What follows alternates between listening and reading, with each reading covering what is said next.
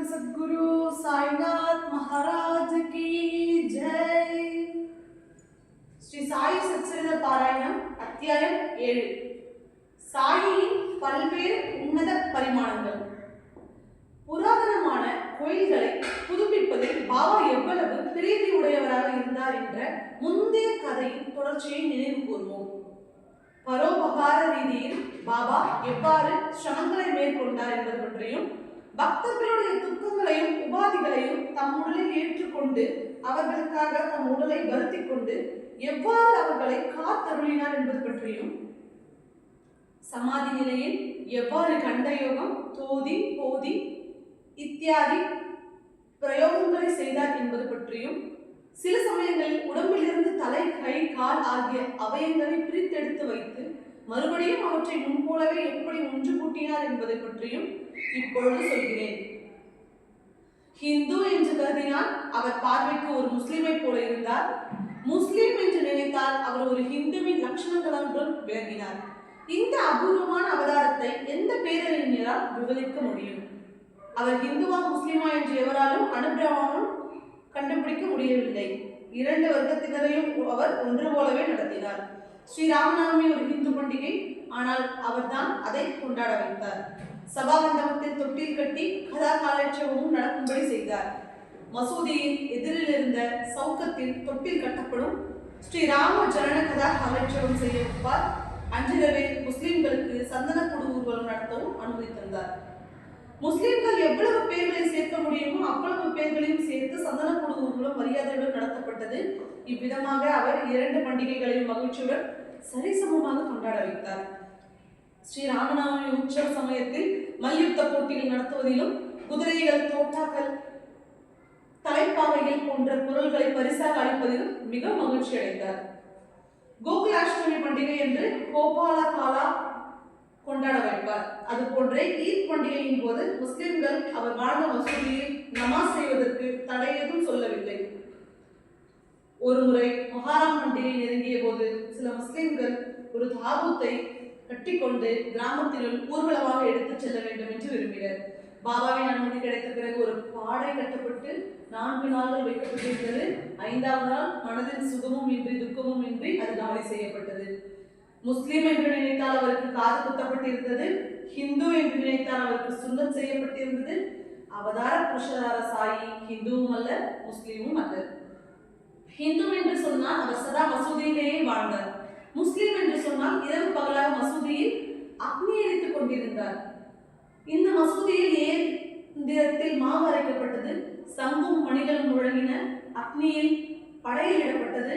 இச்சூழலில் அவரை முஸ்லிம் என்று எவ்வாறு சொல்ல முடியும்? மசூதியில் சதா பஜனை நடந்தது, அன்னதானமும் நடந்தது. இந்துக்கள் அவருக்கு பாத பூஜை செய்தனர். அவர் எப்படி முஸ்லீம் ஆக முடியும்? முஸ்லீமாக இருப்பின் உயர்குல பிராமணர்கள் எப்படி அவரை வணங்கினர்? அக்னி ஊத்திரம் செய்யும் வேதம் ஓதிய பிராமணர்கள் மடி ஆசார நியதிகளை தூக்கி எறிந்துவிட்டு எப்படி அவருக்கு நமஸ்காரம் செய்தனர்? இவ்விதமாக மக்கள் வியந்து போனார்கள். இது எவ்வாறு நடக்க முடியும் என்று நேரில் கண்டுகொள்ள வந்தவர்களும் மேற் சொன்னவாறே நடந்து கொண்டார்கள். தரிசனம் செய்தவுடனேயே ஊமையாகி போனார்கள். சதா சர்வ காலமும் ஹரியை சரணடைந்தவரை ஹிந்து என்றோ முஸ்லிம் என்றோ எவ்வாறு சொல்ல முடியும்?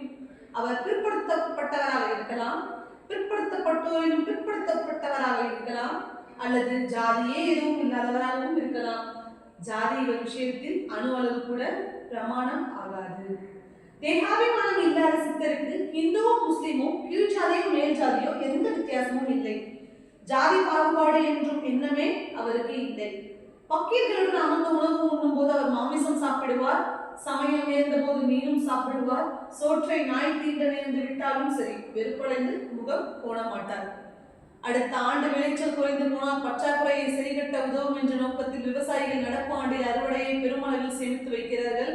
அவ்வாறே பாபா ஒரு மூட்டை கோதுமையை கொள்முதலாக எப்பொழுதும் வைத்திருந்தார். மாவு அரைப்பதற்கு ஒரு எந்திரமும் சலிப்பதற்கு ஒரு முறமும் ஜல்லடையும் மசூதியில் இருந்தன. வாழ்க்கை நடத்துவதற்கு வேண்டிய பொருள்கள் குறைவில்லாமல் இருந்தன. முற்றத்தில் ஒரு அழகான துளசி மண்டபம் இருந்தது. அவ்விடத்திலேயே அழகான வேலைப்பாடுகளும் கூடிய மரத்தாலான ஒரு தேரும் இருந்தது. பூர்வ ஜென்மங்களில் செய்த புண்ணிய செயல்களின் பலனாகவே நாம் ஒரு அவதார புருஷரை சந்தித்திருக்கிறோம்.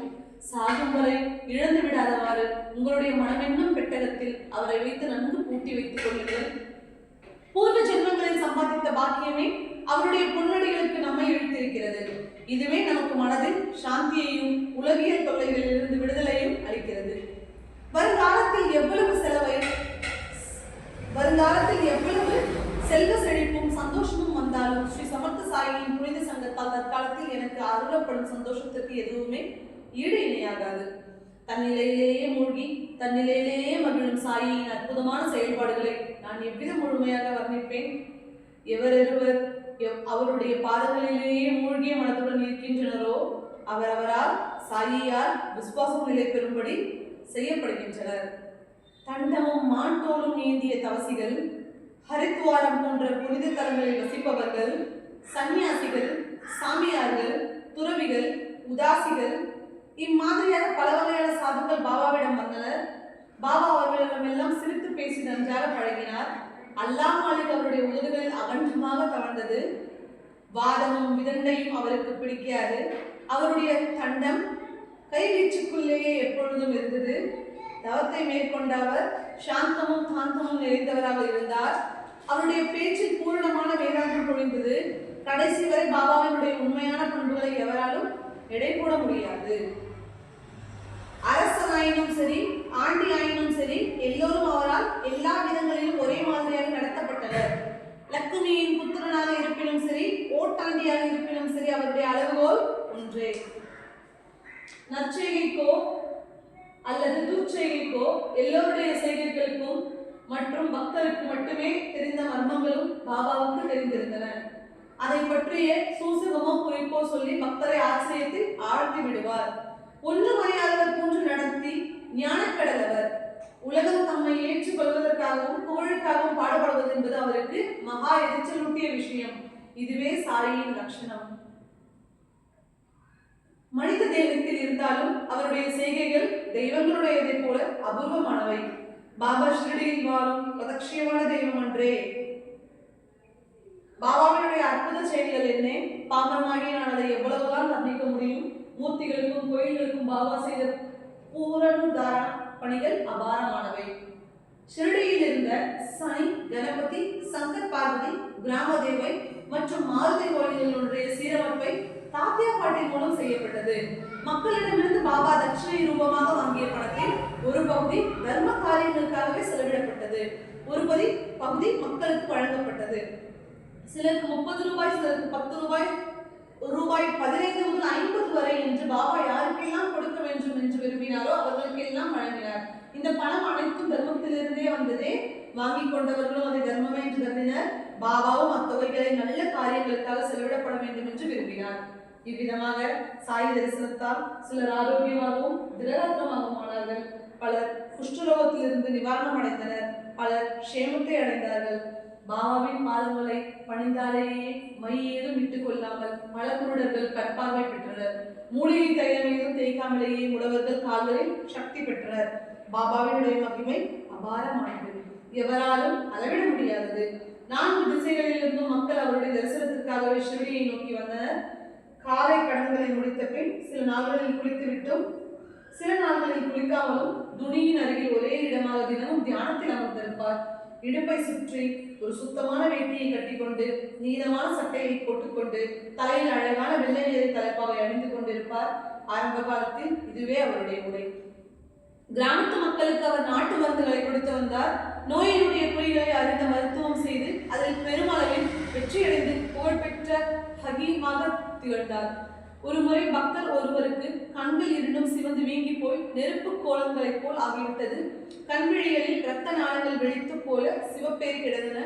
ஷிரடியில் வைத்தர் ஒருவரும் கிடைக்கவில்லை.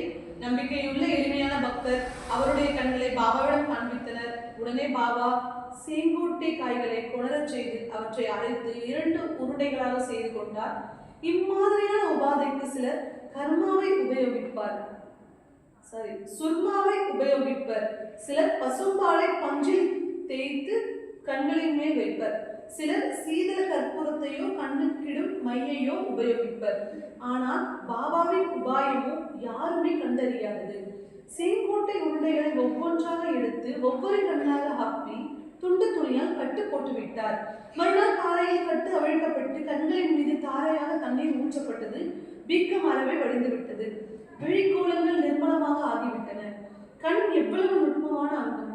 ஆனால் செங்கோட்டையின் பிசி எரிச்சலையோ வலியையோ உண்டாக்கவில்லை. நேத்திர ரோகத்தை முழுமையாக நிவாரணம் செய்துவிட்டது. இம்மாதிரி எத்தனையோ அனுபவங்கள். பாபாவுக்கு தோதி போதி அடைமுகம் தெரிந்திருந்தது. எவரும் அறியாமல் ஏதாவது ஒரு மறைவிடத்திற்கு சென்று குளியலை முடித்துவிட்டு குடல்களை வாய் வழியாக வெளியே கொண்டு வருவார். பிறகு குடலை நன்றாக கழுவி உலகத்திற்காக தொங்க விடுவார். மசூதியிலிருந்து கிணறு இருந்த அருகே தூரத்தில் ஒரு ஆலமரம் இருந்தது. ஆலமரத்துக்கு அப்பால் மற்றொரு கிணறு இருந்தது. அந்த கிணற்றுக்கு அவர் 2 நாட்களுக்கு ஒரு முறை செல்வார். நண்பகலில் கொளுத்தும் வெயிலில் யாரும் பார்த்து கொண்டிருக்கவில்லை என்று தெரிந்து கொண்டு அவர் கிணற்றிலிருந்து தண்ணீர் எடுத்து முகத்தையும் வாயுவையும் கழுவிக்கொள்வார். இம்மாதிரியான ஒரு சந்தர்ப்பத்தில் அவர் குளிப்பதற்கு உட்கார்ந்து கொண்டிருந்த போது வேகமாக குடல்கள் வெளியே எடுத்து அவ்விடத்திலேயே கழுவ ஆரம்பித்தார். ஒரு ஆடு கொல்லப்படும் போது அதனுடைய குடல்கள் உள்வெளியாக திருப்பிக் கொண்டு கழுவப்பட்டு மடிப்பு மடிப்பாக உலர வைக்கப்படும். அதுபோலவே பாபா குடல்களை வெளியே எடுத்து உள்வெளியாக திருப்பி ஜாக்கிரதையாக கழுவி சுத்தம் செய்தார். பிறகு அவர் குடல்களை ஒரு நாவல் மரத்தின் மீது உலர்த்தினார். மக்கள் இதை பார்த்து ஆச்சரியமும் பயமும் அடைந்தனர். இக்காட்சியை தம் கண்களாலேயே பார்த்த மனிதர்கள் இன்னும் வாழ்கின்றனர். அபூர்வமான சித்தறிவர் என்று அவர்கள் சொல்கின்றனர். சில சமயங்களில் அவர் கைகளையும் கால்களையும் உடலிலிருந்து பிரித்து கண்டயோகம் பயில்வார். பிரிந்த அவயங்கள் மசூதியில் தனித்தனியாக பல இடங்களில் விழுந்து கிடக்கும். உடலின் அவயங்கள் கண்டு துண்டமாக இவ்வாறு விழுந்து கிடக்கும் பயங்கரமான காட்சியை பார்க்க மக்கள் கூட்டம் கூட்டமாக மசூதிக்கு ஓடி வந்த போது அவர்கள் பார்த்தது பாபாவின் முழுமையான உருவத்தையே. ஒரு சமயம் இந்த காட்சியை பார்த்த ஒருவர் பீதியடைந்து யாரோ ஒரு கொலைக்காரன் பாபாவை கொன்றுவிட்டு துண்டு துண்டாக வெட்டி போட்டு விட்டான் என்று நினைத்தார். மசூதியின் 4 மூலைகளிலும் உடலின் அங்கங்கள் இறைந்து கிடப்பதை பார்க்க முடிந்தது. அது நள்ளிரவு நேரம். யாருமே அருகில் இல்லை. அவர் மிக கவலையுற்றார். யாரிடமாவது போய் சொல்லலாம் என்று பார்த்தால் சிக்கலில் மாட்டிக்கொண்டு கூடும் என்பது அவருடைய பிரச்சனை. ஆகவே அவர் மசூதிக்கு வெளியில் போய் உட்கார்ந்து விட்டார். அது பாபாவுடைய யோக பயிற்சிகளில் ஒன்றாக இருக்கலாம் என்று அவருக்கு கனவிலும் தோன்றவில்லை. சின்ன பின்னமாக வெட்டப்பட்ட உடலின் காட்சி அவருக்கு பெரும் பீதி அளித்தது. அவர் கண்டதை யாரிடமாவது சொல்ல வேண்டும் என்று அவர் விரும்பினாராயினும் உதற்செய்தி கொடுப்பதால் கொலை குற்றம் தம் மீது சாட்டப்படலாம் என்று பயந்தார். இந்த பயமே அவரை எவரிடமும் இச்செய்தியை சொல்ல முடியாமல் செய்துவிட்டது. அவருடைய மனதில் எண்ணற்ற கற்பனைகள் தோன்றினர். ஆகவே அவர் பொழுது புலர்ந்த பிறகு மறுபடியும் சென்று பார்த்தார். பெரும் வியப்பில் ஆழ்ந்தார். அவர் ஏற்கனவே கண்ட காட்சி முழுக்க மறைந்துவிட்டது. பாபா தம்முடைய வழக்கமான இடத்தில் சௌகரியமாக உட்கார்ந்து கொண்டிருந்தார். தாம் கண்டது ஒரு கனவோ என்று அவர் ஆச்சரியத்தில் ஆழ்ந்தார். தோதி போதை போன்ற யோக சாதனைகளை பாபா தம் சிறு வயதிலிருந்து பயின்று வந்தார். எவராலுமே அவருடைய யோக சக்திகளையும் அச்சக்திகளால் அடைய முடிந்த மர்மமான உடல்நிலைகளையும் புரிந்து கொள்ள முடியவில்லை. ஒரு பைசாவை கூட அவர் எவரிடமிருந்தும் பெற்றுக் கொள்ளவில்லை. மருத்துவ ரீதியில் அவருடைய புகழ் அவர் பெற்ற நோய் நிவாரண வெற்றிகளை சார்ந்ததே வளர்ந்தது. ஏழை எளியவர்களின் நோய் தீர்ந்து ஆரோக்கியம் தந்து அந்த ஜில்லாவிலேயே சிறந்த ஹகீம் என்று புகழ் பெற்றார். ஆனால் இந்த ஹகீம் மற்றவர்களுடைய நல்வாழ்வுக்காகவே வாழ்ந்தார். தமக்கு என்ன கிடைக்கும் என்பதை உதாசனம் செய்துவிட்டார். மற்றவர்களுக்கு நன்மை நடக்க வேண்டும் என்பதற்காக அவர்களுடைய சகிக்க முடியாத வழிகளும் அவஸ்தைகளையும் தம் உடலில் ஏற்றுக்கொண்டு பொறுத்து கொண்டார். கதை கேட்பவர்களுக்கு நிவேதனமாக பாபாவின் தயை ஒழுகும் சுபாவத்தையும் எங்கும் நிறைந்த இயல்பையும் எடுத்து காட்டுமாறு இந்த சந்தர்ப்பத்தில் புதினமான கதை ஒன்று சொல்கிறேன்.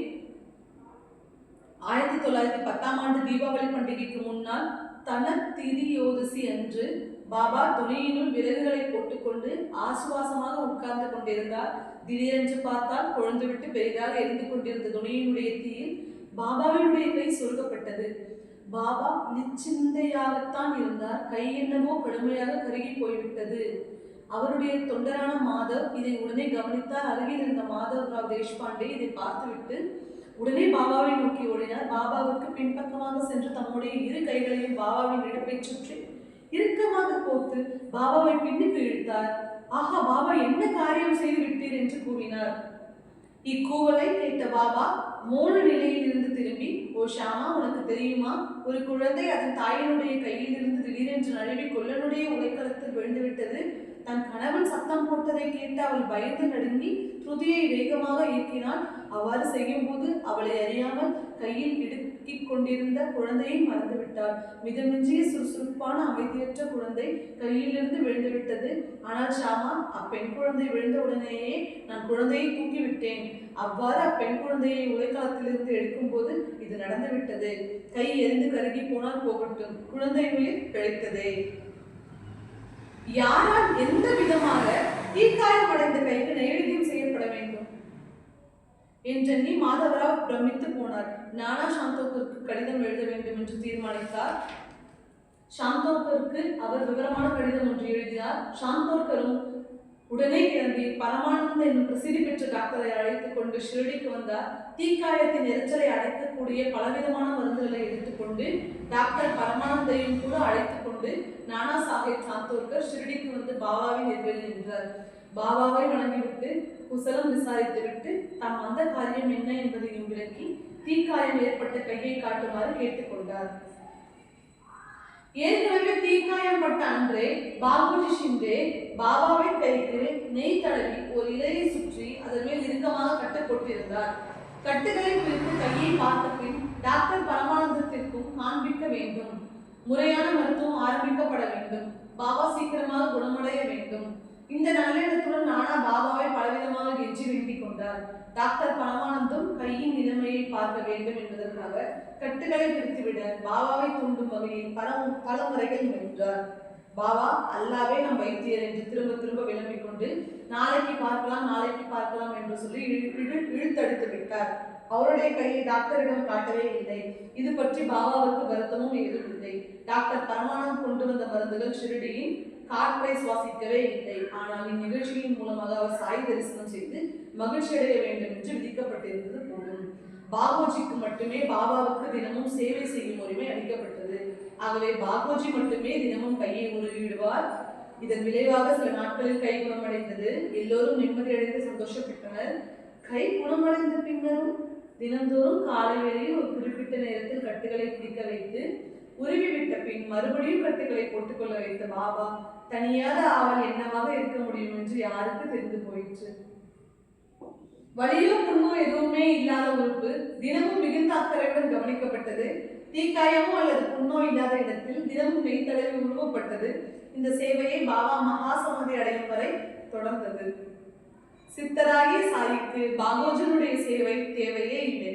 இருப்பினும் பக்தர்களின் நல்வாழ்வு பற்றிய ஆழ்ந்த அக்கறையால் பாபுஜியை இந்த சேவையை செய்ய அனுமதித்தார். பூர்வ ஜென்மங்களில் செய்த மகா பாவங்களினால் பாபோஜி குஷ்டரோகத்தினால் பீடிக்கப்பட்டிருந்தார். சாயின் சகவாசமாகிய விசேஷமான பாக்கியம் அவருக்கு கிடைத்தது பெரும் புண்ணியமே. பாபா தினமும் கிண்டிக்கு போய் வந்த போது பாபுஜி அவருக்கு குடைபிடித்துக் கொண்டே செல்வார். உடலெங்கும் குஷ்டரோகத்தினால் ஏற்பட்ட புண்கள் நிறைந்திருந்தன. ஆயினும் அணுக்க தொண்டர்களில் முதல்வர் அவரே. தினந்தோறும் காலை வேளையில் பாபா துணிக்கருகில் இருந்த தூண் மீது சௌகரியமாக சாய்ந்து கொண்டு உட்கார்ந்தவுடன் பாபுஜி சேவை செய்ய ஆரம்பித்து விடுவார். கால்களில் இருந்தும் கைகளில் இருந்தும் கட்டுகளை பிடித்துவிட்டு நெய் தடவி பிடித்து விடுவார். இவ்விதமாக பாபுஜி சேவை செய்தார். பூர்வ ஜென்மத்தில் மகா குஷ்டரான பாபுஜி உடல் முழுவதும் இரத்த குஷ்டத்தினால் பாதிக்கப்பட்ட பெரும் வியாதியினாலும் பாபாவின் சிறந்த பக்தராக திகழ்ந்தார். கால்விரல்கள் அனைத்தும் குஷ்டரோகத்தினால் அழுகி விழுந்து விட்டன. உடல் சகிக்க முடியாத துர்நாற்றம் அடைத்தது. அவ்வளவு துர்பாக்கியமானவருக்கு பாபாவுக்கு சேவை செய்து மகிழும் மகத்தான பாக்கியம் கிடைத்தது. ஓ, நான் எத்தனை அற்புதமான நிலைகளை விவரிப்பேன். ஒரு சமயம் பிளேக் கொள்ளை நோய் கிராமத்தை தாக்கியது. அப்பொழுது நடந்த அற்புதம் ஒன்றை கேளுங்கள். தாத்தா சாஹேப் கபர்தேவின் பாலகன் பாபாவின் சகவாசத்தாய் தாயாருடன் ஆனந்தமாக ஷிரடியில் இருந்தான். பாலகன் மிகச் சிறியவன். தாப ஜுரத்தால் தவித்தான். தாயார் மனமுடைந்து போய் அவஸ்தைப்பட்டாள். அவளுடைய இல்லம் அமராவதியில் இருந்தது. வீடு திரும்பிவிட வேண்டும் என்று நினைத்தாள். ஆகவே சாயங்கால நேரத்தில் தகுந்த வாய்ப்பு கிடைத்த போது பாபாவிடம் அனுமதி பெறுவதற்காக வந்தார். பாபா மாலையில் சுற்றி வந்து கொண்டிருந்த போது சத்துருக்கர் அறையில் வந்தார். கபர்தேவியின் மனைவி பாபாவின் பாதங்களை பிடித்துக் கொண்டு நடந்த விஷயத்தை சொன்னார். இயல்பாகவே பெண்கள் பயந்த சுபாவம் உள்ளவர்கள். குழந்தைகளுடைய ஜுரம் நடுங்க நிற்கவே இல்லை. போதாதற்கு கொடுமையான பிளேக் நோயை பற்றிய பீதியும் இருந்தது. குழந்தைகளுடைய ஜுரத்தை பற்றியே மீண்டும் மீண்டும் முறையிட்டால். பாபா கனிவுடன் இயம்பினார். வானம் மேகமூட்டமாக இருக்கிறது, ஆனால் மழை பெய்து விளைச்சலை கொண்டு வரும்.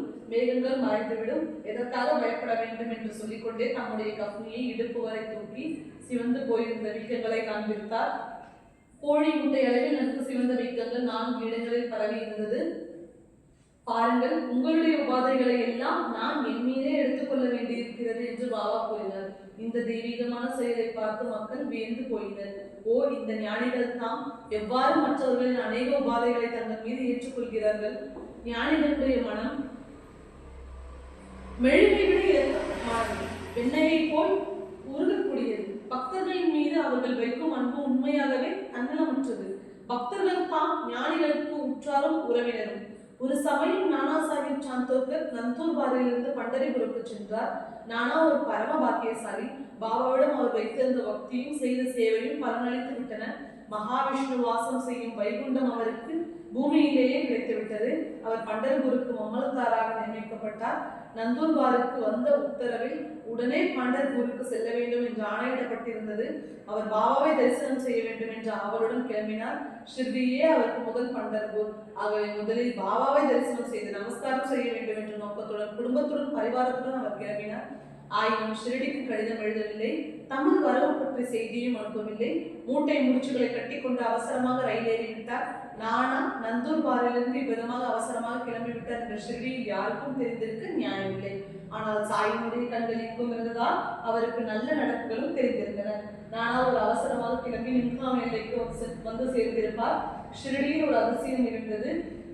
மகள்சாபதி, ஆபா சிந்தே, காசிராம் ஆகிய பக்தர்களுடன் பாபா மசூதியில் இருந்தார். திடீரென்று பாபா சொன்னார், வாருங்கள், நாம் 4 சேர்ந்து பஜனை பாடுவோம். பண்டர்பூர் கோயில் கதவுகள் திறந்திருக்கின்றன. மகிழ்ச்சியுடன் பஜனை செய்து கொண்டே இருப்போம். நடத்தையும் நடப்பதையும் நடக்கப் போவதையும் நன்கறிந்த சாயி நானா சாந்தோர்கள் வரப்போவதை அறிந்திருந்தார். நானா கிராமத்தின் எல்லையிலிருந்து ஓடையை வந்தடைந்த போது பாபா திடீரென்று பஜனை பாடுவதில் மிகுந்த உற்சாகம் காட்டினார். பண்டர்பூருக்கு நான் போவேன், அங்கேதான் நான் தங்குவேன், என்னுடைய இறைவனின் வீடு அதுவே. பாபா தாமே பல்லவியை பாடினார். கூட இருந்த பக்தர்கள் பின்பாட்டுக்கு பாடினார்கள். எல்லோருக்கும் பண்டரி விட்டோபாவின் மேல் அன்பும் பக்தியும் பொங்கியது. திடீரென்று நானா வந்து சேர்ந்தார். குடும்பத்தினருடன் பாபாவின் பாதங்களை தொட்டு வணங்கி, மகாராஜ், எங்களுடன் பண்டரிபுருக்கு வாருங்கள், அங்கு நிச்சிந்தையாக எங்களுடன் வாழுங்கள் என்று வேண்டினார். ஆனால் இந்த வேண்டுகோள் தேவைப்படவில்லை. அங்கிருந்தவர்கள் பாபா பண்டர்பூர் போவதற்கு காட்டிய உற்சாகத்தை பற்றியும் அந்த உற்சாகம் எழுப்பிய பஜனையை பற்றியும் நானாவுக்கு தெரிவித்தார்கள். நானா சாந்தோர்கள் பெரும் வியப்படைந்தார். பாபாவினுடைய லீலை அவரை பேராச்சரியம் அடைய செய்தது. உணர்ச்சி வசப்பட்டு தொண்டை அடைத்தது. சிரம் தொடுமாறு பாபாவின் பாதங்களில் வணங்கினார். பாபாவினுடைய ஆசீர்வாதங்களையும் முதியையும் பிரசாதத்தையும் பெற்றுக்கொண்ட பின் நானா பண்டர்பூர் செல்வதற்கு விடை பெற்றுக் கொண்டார். இவ்வாறு நான் எல்லா கதைகளையும் சொல்லிக்கொண்டே போனால் இக்காவியம் மிக விஸ்தாரமானதாக ஆகிவிடும். ஆகவே பாபா மற்றவர்களுடைய துன்பத்தை நிவாரணம் செய்த லீலைகள் என்னும் பொருளை இத்தோடு முடித்துக் கொள்கிறேன். இந்த அத்தியாயத்தை முடித்துக் கொள்வோம். பாபாவினுடைய லீலைகளுக்கு எல்லையே இல்லை. அடுத்த அத்தியாயத்தில் என்னுடைய நன்மைக்காக பலவிதமான கதைகளை நான் சொல்ல போகிறேன். ஓ, என்னுடைய இந்த அகங்காரம் எவ்வளவு முயன்றாலும் என்னால் இதை வெல்ல முடியவில்லை. யார் இந்த நான்? எனக்கு நிச்சயமாக தெரியவில்லையே. வாஸ்தவத்தில் சாயியே தம்முடைய கதைகளை தாமே சொல்ல போகிறார். மனித பிறவியின் மகிமையையும் தாம் பிச்சை எடுத்த விவரங்களையும் பாயாஜி பாயின் ஒருமுகமான பக்தியையும் தாம் உணவு உண்ட முறையை பற்றியும் அவர் விவரிக்கப் போகிறார். பாபா எவ்வாறு மகள்சாபதியுடன் தாத்தியா கோத்தை பாட்டியருடன் மசூதியில் உறங்கினார் என்பது பற்றியும் கேளுங்கள். ஹேமட் சாயியை முழுமையாக சரணடைகிறேன். சாயி பக்தர்களின் கால்களில் இருக்கும் காலனியாக என்னை கருதுகிறேன். அடியேனுக்கு சாயியின் திருவாய்மொழியை பிராணமாகும். இவ்வாறாக சாயியின் காதை பிரவசன ரூபத்தில் இவ்வளவு தூரம் வளர்ந்துவிட்டது. எல்லோருக்கும் சேமம் உண்டாகட்டும். ஞானிகளாலும் சான்றோர்களாலும் உணர்வூட்டப்பட்டு சாய் பக்தன் ஹேமட் பந்தால் இயற்றப்பட்ட ஸ்ரீ சாயி சமர்த்த சச்சரிதம் என்னும் காவியத்தில் பலவிதமான கதைகளின் விவரணம் என்னும் 7வது அத்தியாயம் மற்றும் ஸ்ரீ சத்குரு சாய் மகாராஜுக்கு ஜெய்.